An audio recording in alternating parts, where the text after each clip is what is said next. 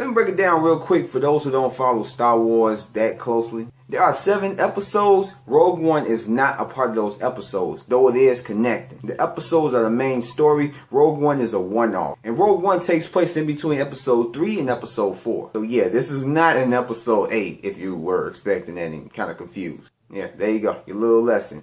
Rogue One. This is our chance to make a real difference.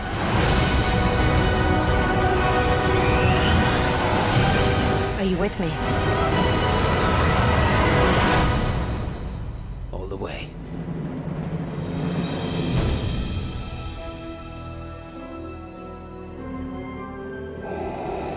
So Rogue One, a Star Wars story, stars Felicity Jones, who plays the character Jyn Erso, who is recruited by the Rebellion to lead a crew to retrieve the plans to this weapon that the Empire holds called the Death Star, so where they'll be able to rule the galaxy without question. And they need to acquire these plans in order to stop them. And just like with every movie, it has its good and it has its bad. So let me start off with the goods. One of the things that I really appreciated about this movie was the visuals. And the one thing that I particularly liked about the visuals, not only with the CG and practical, but it was closely similar to what they did in the earlier films, episode 4, 5, and 6. Is that they could have went the route how they did with episode 7 and, you know, made it all brand new and touched it up. But they wanted to make it closely resemble the old episodes. That way you get the feeling of nostalgia, as well as once you watch this movie, you feel like you can go right into episode 4, 5, and 6. Because it really blends in together almost perfectly, so it really doesn't throw you off.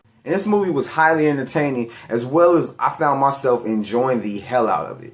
I mean, everything from the drama to the comedic parts, everything that's revolving around this movie was so good. And it just kept me glued to the screen and wanting to know what's going to happen next. And the action was so good up in this movie. This was a great action film if you love action films. From just the fighting was well choreographed, and just how they depicted the grittiness of war. I mean, this is a Star Wars movie. I mean, hence the name War. But when you see any other Star Wars movie, it don't have this grittiness of a Saving Private Ryan type movie feel to it. And this movie had it, and it just kicked ass. And one of the things that I didn't really notice while watching it, and I was told after that, was the CG face for Grand Moff Tarkin. Hoping I said his name right.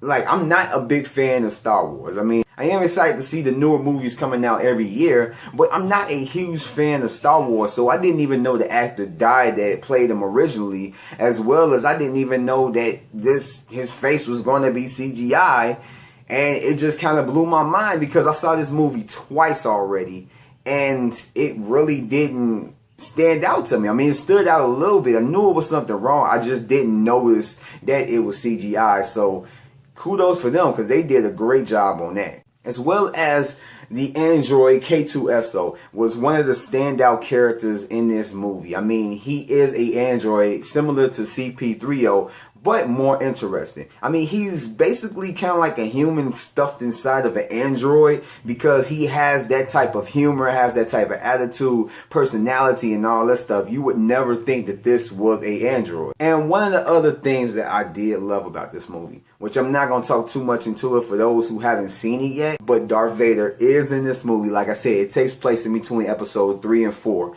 Darth Vader is in this movie, and he makes a big splash. So look out for that. I'm not going to say anything more. And that brings me over to the bad.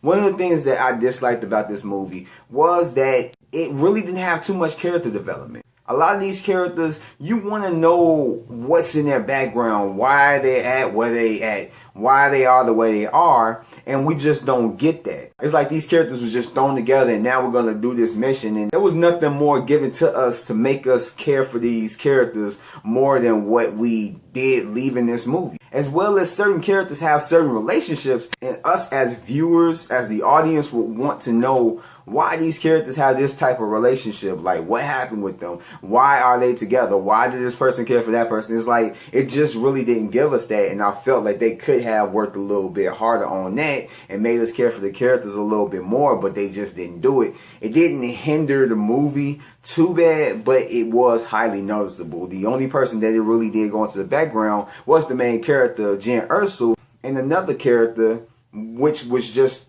told through dialogue, and that was basically it. As well as it was a few scenes where it was like they were just cutting from one place to another, and it just seemed kind of off. It was like, okay, we're gonna go to this place, okay, we're gonna go to that place, we're gonna go to that place. It just seemed like they were in a rush to try and get to different places and to make the runtime of this movie, and it kind of just really stood out. As well as there is a part in this movie, I'm not gonna give it out, I mean, it's not too big of a spoiler, but there is a CG character in there which kind of like, I don't know, the scene just kind of throws you off. It's like, what's the point of the scene? Like, literally, you could take that scene out of the movie. It wouldn't have made it worse or anything. It was just that scene where it's just, it wasn't no purpose for it, so they could have just took it out. I guess that's more of a nitpick, but whatever. But overall, I highly enjoyed this movie, like I've said before. I've seen it twice, and it is one of the better Star Wars films. Like, this is coming from a person who,